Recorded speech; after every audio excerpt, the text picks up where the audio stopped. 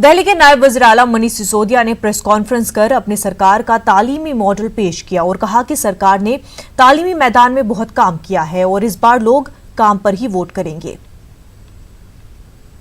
दिल्ली में 5 साल पहले जब हम स्कूलों में गए तो एजुकेशन को लेकर बहुत सारे आइडियाज थे और बहुत सारे सपने थे, लेकिन सबसे बुरा हाल हमने देखा कि कमरों की संख्या इतनी कम थी, स्कूलों की संख्या इतनी कम थी कि जो एक एवरेज स्टूडेंट एवरेज क्लासरूम में 125-150 बच्चे एनरोल थे। ऐसे भी स्कूल मैंने देखे जहां एक क्लासरूम में 174 बच्चे एनरोल्ड थे। अब 174 बच्चे अगर खड़े हो जाएं किसी क्लासरूम में तो कहीं मतलब बैठना तो दूर, पढ़ाना तो दूर, खड़े भी नहीं हो सकते। तो इस पर हमने काम करना शुरू किया और हमने 20,000 क्लासरूम बनवाए, जिसमें से 8,000 क्लासरूम्स तो तैयार हो चुके हैं, बाकी तैयार हो के नए स्कूलों को मिल रहे हैं। 12,000 पे काम चल रहा है, इनमें से काफी कुछ तैयार होके मिल चुके हैं स्कूलों को। तो 20,000 क्लासरूम नए खड़े किए 5 साल के अंदर अंदर। एक एवरेज स्कूल में 40-35, किसी में बहुत बड़ा स्कूल हो 50 कमरे होते हैं, तो एवरेज 35-40 होते हैं। इसी को आप देखें तो ये 500 स्कूलों से ज्यादा के बराबर का इंफ्रास्ट्रक्चर दिल्ली में स्कूल एजुकेशन में जुड़ चुका है। इसमें एग्जिस्टिंग स्कूलों के क्लासरूम्स जहां जहां खाली पड़े थे वहां भी बनाए गए, जहां नई जगह हमारे पास में अवेलेबल थी वहां भी स्कूल बनाए गए। और इन स्कूलों के साथ साथ मैं आपको बताऊं कि जो पहले से क्लासरूम्स थे उनकी बहुत बुरी हालत थी। इन क्लासरूम्स के साथ साथ हम क्लासरूम्स में जाते थे तो देखते थे कि मकड़ी के जाले लगे हुए हैं, डेस्क नहीं है बैठने को, पंखे टूटे पड़े हैं, खिड़कियां टूटी पड़ी हैं, लिखने के लिए टीचर के लिए बोर्ड नहीं है। वो हालत थी सारे लगभग सारे क्लासरूम्स की जो पुराने भी थे। उन सारे क्लासरूम्स को ठीक कराया और 20,000 नए क्लासरूम ऐड किए और इसमें विच इंक्लूड्स 25 नए स्कूल खुलवाए, नई स्कूल बिल्डिंग 25 नई स्कूल बिल्डिंग खुलवाई, 30 नए कंस्ट्रक्शन में है, 30 नई बिल्डिंग अंडर कंस्ट्रक्शन है। इनमें से 6 स्कूल ऑफ एक्सीलेंस खुलवाए। और मेरा बहुत अधिकार के साथ मैं दावा कर रहा हूं कि दिल्ली सरकार का एजुकेशन मॉडल अगर आपको समझना है तो आपको स्कूल ऑफ एक्सीलेंस जरूर देखना चाहिए। लोग कहते थे एक भी क्वालिटी का ऐसा स्कूल खुलवा सकते हो जो प्राइवेट स्कूलों से बेहतर हो। आज दिल्ली में सैकड़ों स्कूल प्राइवेट स्कूलों से बेहतर हो गए हैं। अब मैं आपके सामने विपक्ष का भी मॉडल रखता हूं एजुकेशन का, और मैं फिर से कह रहा हूं कि ये चुनाव हमारा काम बनाम आपके काम के उसमें है। हम अपना काम बता रहे हैं, आप अपना काम बताओ। हम अपना बता रहे हैं कि हमने एजुकेशन पे ये किया, आपने कहीं देश में एजुकेशन पे कोई काम किया हो तो बताओ, आप आके बताओ। हरियाणा में 208 गवर्नमेंट स्कूल 2015 से 2018 के बीच बंद कर दिए गए। 208। इसी दौरान 2015 से 2018 के बीच राजस्थान में 4,000 सरकारी स्कूल बंद कर दिए गए। वहां भी उस वक्त तो बीजेपी की सरकार थी। हरियाणा में भी बीजेपी की सरकार के दौरान का मैंने बताया 208 स्कूल बंद किए गए। राजस्थान में 4,000 स्कूल बंद किए गए 2015 से 18 के बीच। पंजाब में पिछले 3 साल में 217 गवर्नमेंट स्कूल बंद किए गए। यूपी में एक रिपोर्ट में देख रहा था 1,13,500 प्राइमरी स्कूल ऐसे टोटल हैं जिसमें से 40% में बिजली का कनेक्शन नहीं है। ये इनका मॉडल है। और अब बात भारत बंद की।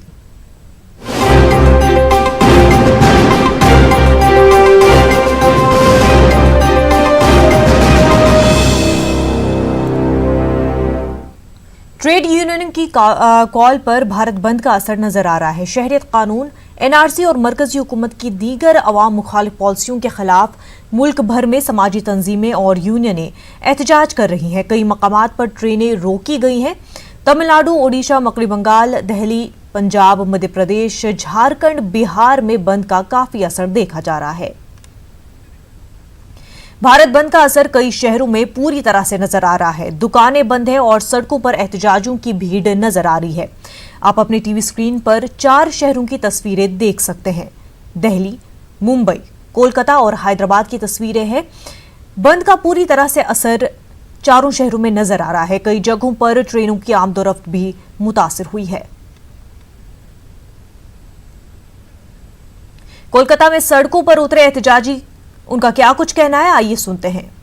सर्वप्रथम पिछले 5 सालों से इस देश की केंद्र सरकार की जो नरेंद्र मोदी की जो सरकार है, उसने अपनी विभिन्न नीतियों के तहत इस देश को छला है और धोखा दिया और इस देश के लोकतंत्र का कत्ल किया है। आज स्ट्राइक इसलिए किया जा रहा है क्योंकि हम सरकार को बार बार ये संदेश पहुंचा देना चाहते हैं कि वो हर संभव कोशिश करे, पर उसको अब उत्तरदायित्व देना पड़ेगा और उसे अर्थात जवाब देना पड़ेगा। जिस तरीके से एनआरसी, सीए और एनपीआर लेके जो इस देश की जो मौलिक जो प्रश्न है, जो आज जो गरीब, जो दलित, आज इतनी समस्याओं के बाद आज भी देश में शिक्षा की हालत है, कितने ज्यादा लोग कुपोषित है, उनको लेके बात तक सिटीजनशिप जैसे संवेदनशील मुद्दों को छुआ जा रहा है। हम नरेंद्र मोदी सरकार को, भाजपा और आरएसएस और संघ परिवार इसको कड़ा संदेश देना चाहते हैं कि आज अब ये जैसे भीड़ देख सकते हैं, ये भीड़ समय के साथ और बढ़ती जाएगी क्योंकि इस देश की जनता समझ चुकी है कि आपके वादों कितने खोखले हैं और समय के साथ हम ये बता देना चाहते हैं कि हमारी मांग कि आपको जवाब देना और इस देश के जो मौलिक जो प्रश्न है, शिक्षा और सुरक्षा और सभी को उचित रूप से सुरक्षा प्रदान करना, वही हमारा मुद्दा है। और देश में जो एनआरसी, सीए वगैरह से फिजूल के मुद्दे न वापस लिया जाए, यही हमारी मांग है। सीपीएम लीडर बृंदा क्रात का कहना है कि मुल्क को बचाने के लिए एहतजाज हो रहा है। हमारा एहतजाज पुरअमन है। बृंदा क्रात से न्यूज़ 18 नुमाइंदे ने बात की। बात करने के लिए मौजूद है। भारत बंद का आह्वान किया है। मैम, क्या मांगे रहेंगी? आप सब लोग देश भर में प्रोटेस्ट कर रहे हैं। ये जनरल स्ट्राइक है, मजदूरों का जनरल स्ट्राइक है, किसानों का ग्रामीण क्षेत्र में हड़ताल है, कैंपस में स्टूडेंट्स ने हड़ताल का नारा दिया है और हम लोग सब मिलकर इस देश को बचाने के लिए आज हम लोग यहाँ खड़े हैं। अहम मांगे क्या होंगी और क्या ये प्रोटेस्ट शांतिपूर्वक आप लोग कर रहे हैं? एक्चुअली हम तो हमेशा शांतिपूर्वक है। बीजेपी और उनके गुंडों को पूछो,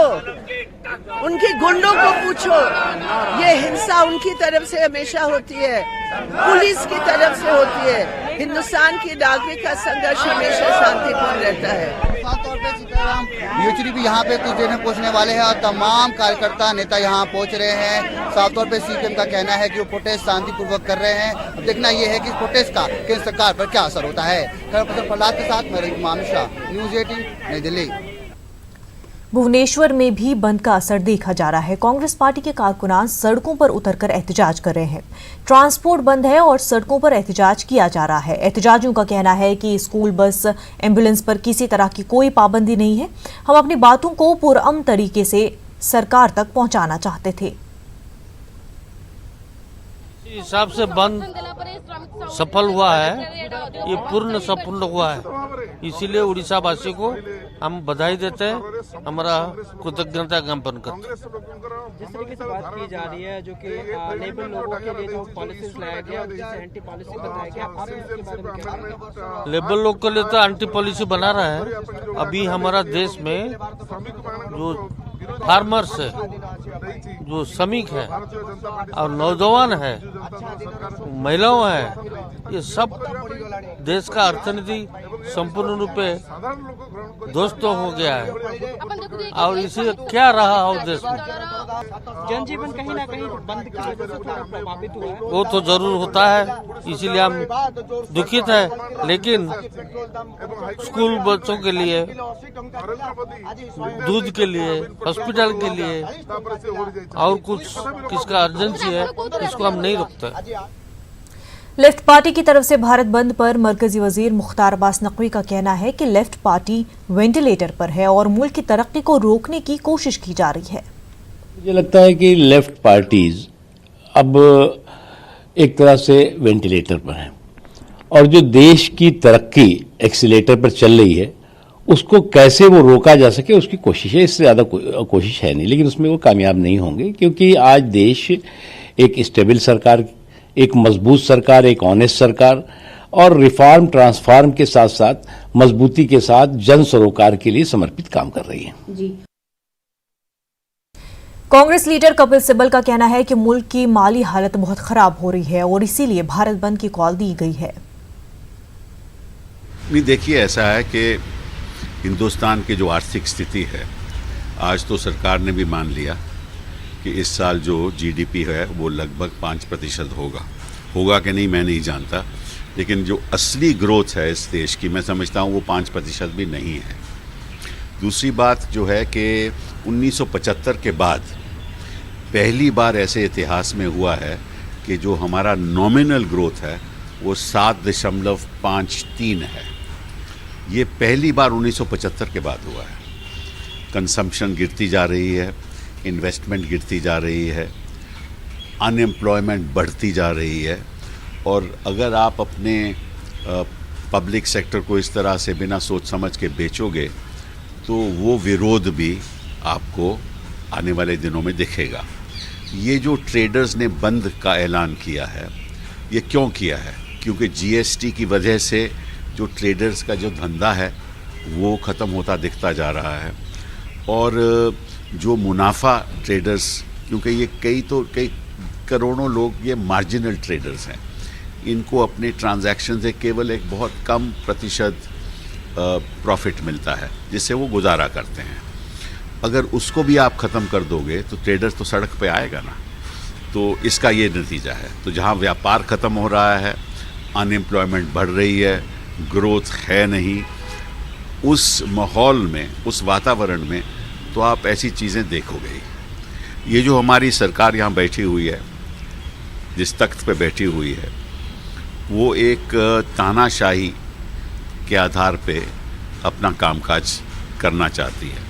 उसका कोई भी विरोध करेगा, उसकी नीतियों का कोई भी विरोध करेगा, उसके फैसलों का कोई भी विरोध करेगा, तो या तो इसको उसके ऊपर आरोप लगाए जाएंगे, जेल भेजा जाएगा, झूठे आरोप लगाए जाएंगे, या उसके ऊपर हिंसा का वार होगा।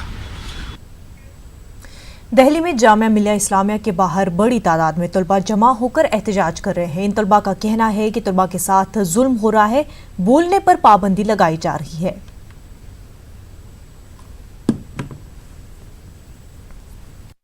आदमी ने 4 हलफनामों के अंदर अपनी बीवी का नाम छुपाया, वो मेरे कागजात मांग रहा है। पहले अपनी बीवी को अपनाइए, फिर हमजा मसूद कागजात दिखाएगा। ये भारत का जन अपने गन में मन से पूछता है, अपने अधिनायक से पूछता है कि भारत का भाग्य विधाता कौन? क्या भारत के भाग्य का विधाता वो जालिम हुक्मरान जो दिल्ली की गलियों में बैठकर बच्चियों के ऊपर हमले करवाते हैं, या भारत का भाग्य विधाता मैं और आप जो यहाँ पर बैठकर संविधान की रक्षा की बात करते हैं? ये पंजाब, ये सिंध, ये गुजरात के मराठा पूछते हैं, ये वृंदर हिमाचल, ये गंगा जमुना जिसके पानी से मुसलमान 5 वक्त वजू करता है, वो पूछती है क्या भारत के मुसलमान से कागजात मांगे जाएंगे? मगरबी बंगाल के मालदा में खुद पुलिस ने गाड़ियों में तोड़फोड़ कर रही है। आप देख सकते हैं कि किस तरह से पुलिस एहलकार डंडों और बंदूक के बट से गाड़ियों के शीशे तोड़ रहे हैं। इसे अलमिया नहीं तो क्या कहेंगे, जब पुलिस खुद पब्लिक प्रॉपर्टी या सरकारी प्रॉपर्टी को नुकसान पहुंचाए, आखिर इस नुकसान की तलाफी कौन करेगा? क्या हुकूमत पुलिस एहलकारों की तनख्वाहों से नुकसानात की भरपाई करेगी? सवाल यह है कि पुलिस वालों को यह हक किसने दिया?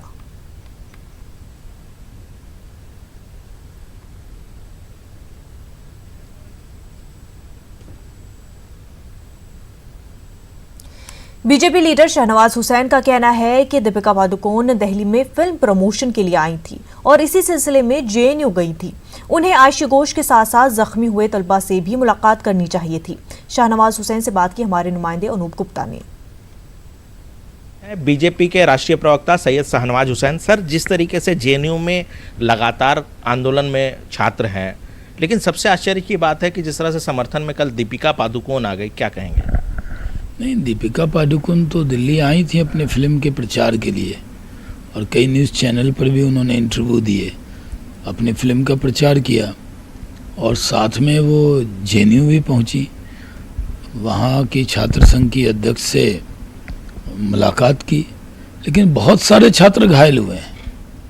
जो छात्र पढ़ाई करना चाहते थे, जो रजिस्ट्रेशन करवाना चाहते थे, जो जेएनयू में पढ़ने के लिए आए, वो भी बुरी तरीके घायल हुए हैं, उन सबसे भी मिलना चाहिए था।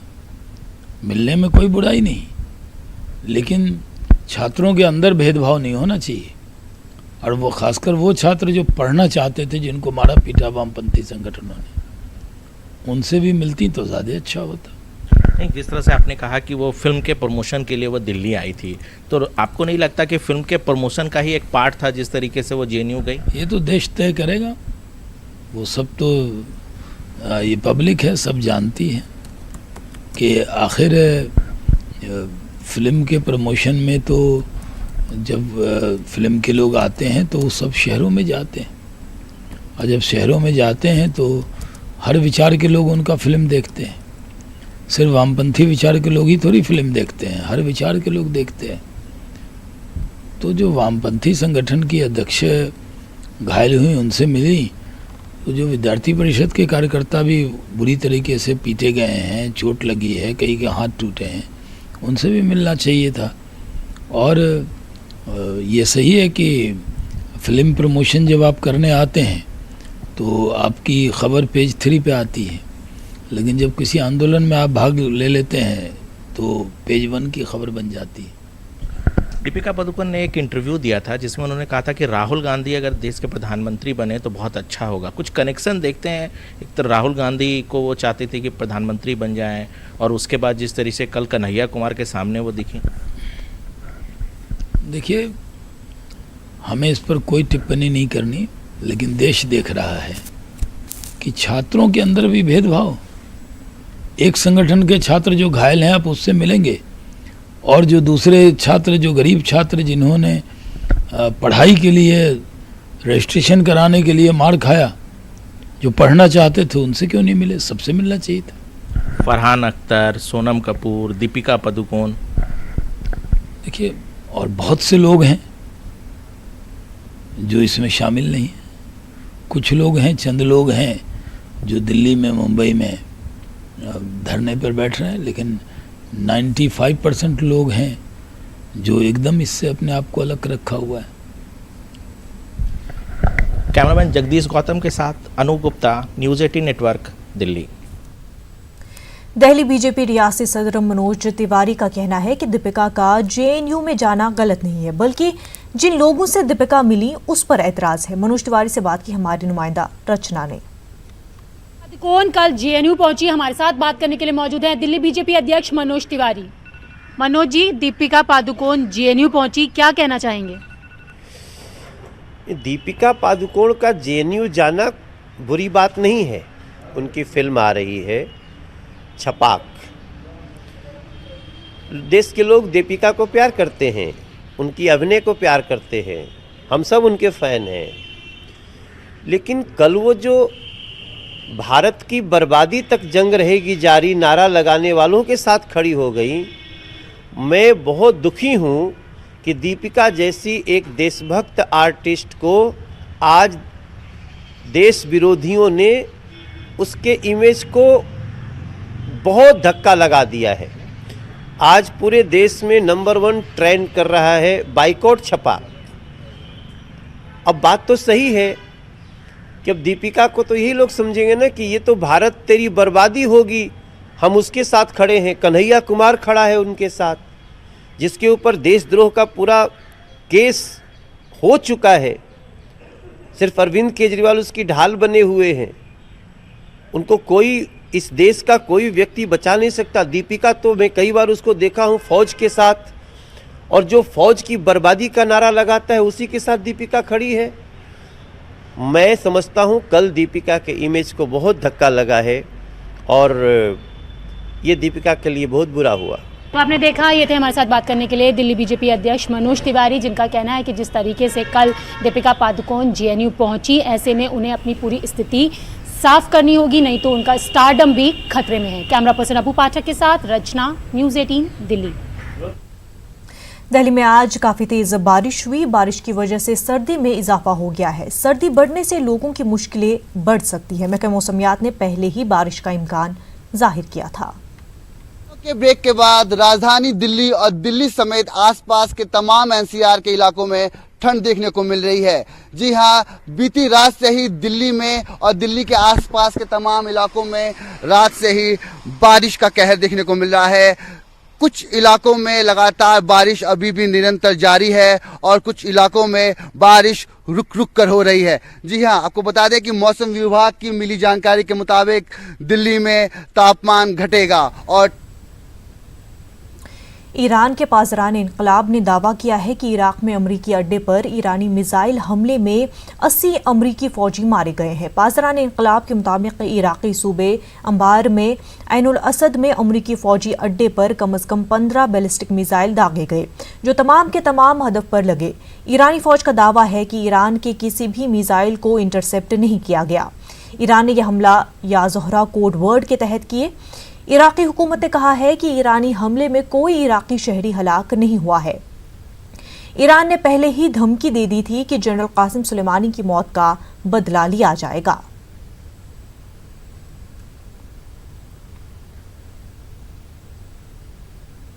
भोपाल बरकतुल्ला यूनिवर्सिटी में western zone inter university girls cricket tournament का इनेकाद किया गया। इंटर यूनिवर्सिटी गर्ल्स क्रिकेट मुकाबले में गोवा यूनिवर्सिटी की टीम ने अव्वल, सावित्रीबाई फूले यूनिवर्सिटी पुणे की टीम ने दूसरी, मुंबई यूनिवर्सिटी की टीम ने तीसरी और बरकतुल्ला यूनिवर्सिटी की टीम ने चौथा मकाम हासिल किया। फाइनल मुकाबले में मध्य प्रदेश के वजीर अक़लियत फलाह बहबूद, small scale industry Arif Aqeel ने बतौर मेहमान ख़ुसूसी शिरकत की और क्रिकेट मैदान की खस्ताहाली पर अपनी नाराजगी का इजहार किया। आरिफ अकील ने बरकतुल्ला यूनिवर्सिटी के 2020 में 50 साल मुकम्मल होने पर अदबी सकाफती प्रोग्राम के साथ ख़वातीन खेलों के इनकाद पर जोर दिया। वाज़ेह कि भोपाल में मुमताज़ मुजाहिद आज़ादी प्रोफेसर मौलाना बरकतुल्ला भोपाली के नाम से 1970 में यूनिवर्सिटी कायम की गई थी।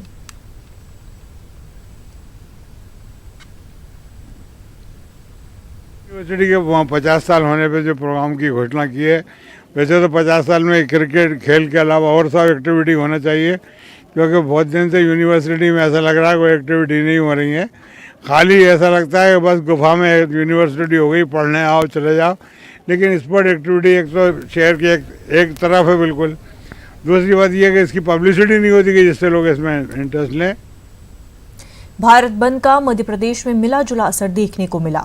मध्य प्रदेश की राजधानी भोपाल में ट्रेड यूनियन और मुख्तलिफ तंजीमों के कारकुनान बंद को लेकर रैली निकालना चाहते थे, लेकिन हुकूमत के जरिए उन्हें रैली की इजाजत नहीं दी गई। नाराज ट्रेड यूनियन के कारकुनान और समाजी तंजीमों के कारकुनान ने भोपाल के नीलम पार्क में धरना दिया और मरकजी हुकूमत के साथ सूबाई हुकूमत के तई भी अपने गुस्से का इजहार किया। भोपाल में जहां 1 जनवरी से CAA, NRC और NPR को लेकर तलबा और समाजी तंजीमों का एहतजाज जारी है, वहीं आज भारत बंद में सभी ने मुश्तरका तौर पर मरकजी हुकूमत के खिलाफ अपने 12 नुकाती मुतालबात को लेकर मुजाहिरा किया।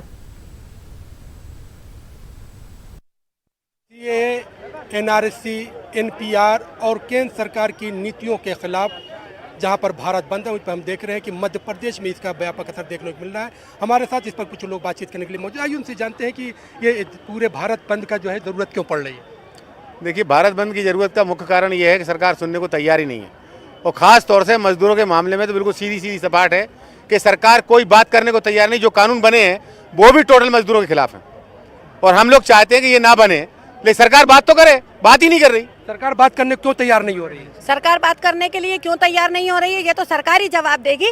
और यहाँ पर जितने आप लोग देख रहे हैं कि मजदूर विरोधी जो नीतियाँ सरकार ने अपना रखी हैं और जो उनके साथ जो शोषण किया जा रहा है, उसके विरोध में आज लोग सड़कों पे हैं। और आज हमारी राष्ट्रव्यापी जो हड़ताल है, सारे श्रमिक संगठन जितने भी ट्रेड यूनियन है वो एक प्लेटफॉर्म के ऊपर है। ये सरकार भी देख रही है। सरकार को जितनी भी गलत नीति है उसको वापस लेना होगा। लेकिन सरकार ये कह रही है कि 70 साल में पहली बार देश विकास कर रहा है। देखिए, ये विकास क्या है? ये तो अंबानी अडानी का विकास हो रहा है और देश की जनता की तबाही हो रही है। हम लोगों का जो संघर्ष है, 21,000 रुपये न्यूनतम वेतन, समान काम समान वेतन, ठेकेदारीकरण खत्म, ये जो संविदा कर्मी हो रहा है, आंगनवाड़ी में ये लगातार लूट हो रही है मानदेय के नाम पर, ये सबको करके नियमित रोजगार मिले। नंबर 1, जो श्रम कानून थे जिनसे हमको थोड़ा संरक्षण मिलता था कॉरपोरेट की गुलामी के लिए, मोदी की सरकार ने अपने सरकार के आने के बाद पहले सत्र में श्रम कानून समाप्त कर दिए, उसका हमारा विरोध है। और ये बड़े पैमाने पर जो भर्ती नहीं हो रही, बड़े पैमाने पर बेरोजगारी है तो रोजगार के अवसर दिए जाए। और ये अभी हमारे देश के अंदर इन मुद्दों से ध्यान हटाने के लिए और अपने हिंदुत्व के एजेंडे को लागू करने की ये CAB, NRC और पॉपुलेशन कंट्रोल करके का पूरा रजिस्टर बनाने की कोशिश हो रही है। बिल्कुल हम लोग उस समर्थन, उस सत्याग्रह के प्रति अपनी एकजुटता व्यक्त पहले भी कर रहे हैं, आज भी करते हैं और लगातार हम लोगों का आंदोलन करते हुए, प्रतिरोध करते हुए ये मानना है कि CAA को समाप्त किया जाना चाहिए। ये देश के लिए घातक है। आप मान रहे हैं इसको घातक है, लेकिन हमें देख रहे हैं इसी प्रदेश में जगह जगह पर रैलियां निकल रही हैं और ये बताया जा रहा है कि देश के हित में कैसे है और सरकार बार बार ये कोशिश कर रही है कि ये जो है लोग गुमराह करने की कोशिश कर रहे हैं। आप इस बात को कैसे मानते हैं? ये सरकार गुमराह कर रही है। असल में वो आर्थिक मोर्चे पे हर जगह फेल है। मजदूरों का शोषण कर रही है, किसानों का शोषण कर रही है, कर्मचारियों का शोषण कर रही है। 70 साल में जो सरकारी संपत्तियां निर्मित हुई थी उन पब्लिक सेक्टरों को बेच रही है। इन मुद्दों से ध्यान भटकाने के लिए जनता को फिर से वो लाइन में लगाना, उसको परेशान करने की इसकी साजिश है। और ये सरकार जो केंद्र की है ये पूरी तरह से विफल है अपने मुद्दों पर, जो विकास के मुद्दे पर आई थी। इसलिए ये सरकार जनता को ध्यान भटकाने के लिए पूरी जनता को परेशान करना चाहती, लोगों को बांटना चाहती, विभाजित करना चाहती। हम इसकी निंदा करते हैं और ये निजीकरण की जो इसकी प्रस्तावित प्रक्रिया है हम इसका घोर विरोध करते हैं, क्योंकि अपनी नाकामियों को छिपाने के लिए देश की संपत्ति को बेचकर अपनी सरकार को ये चलाना चाहते हैं। निकम्मे पूत हैं जो सत्ता पे बैठ गए हैं। देश को पूरी तरह से बेचने की कोशिश की जा रही है। सत्ता में आए थे ये कहकर कि हम देश का विकास करेंगे, कर क्या रहे हैं? रेलवे को बेच रहे हैं, BHEL बेच रहे हैं, BSNL बेच दिया, ONGC बेच रहे हैं। सारे उद्योगों को बेचने का काम किया जा रहा है और साथ में उसके खिलाफ आवाज़ जो बुलंद हो रही है जनता की, उसको रोकने के लिए जनता के बीच में ये NRC, CAA जैसे विभाजनकारी बातें की जा रही हैं। ये इनकी मंशा सफल होने वाली नहीं है। बुलेटिन में फिलहाल इतना ही। आदाब।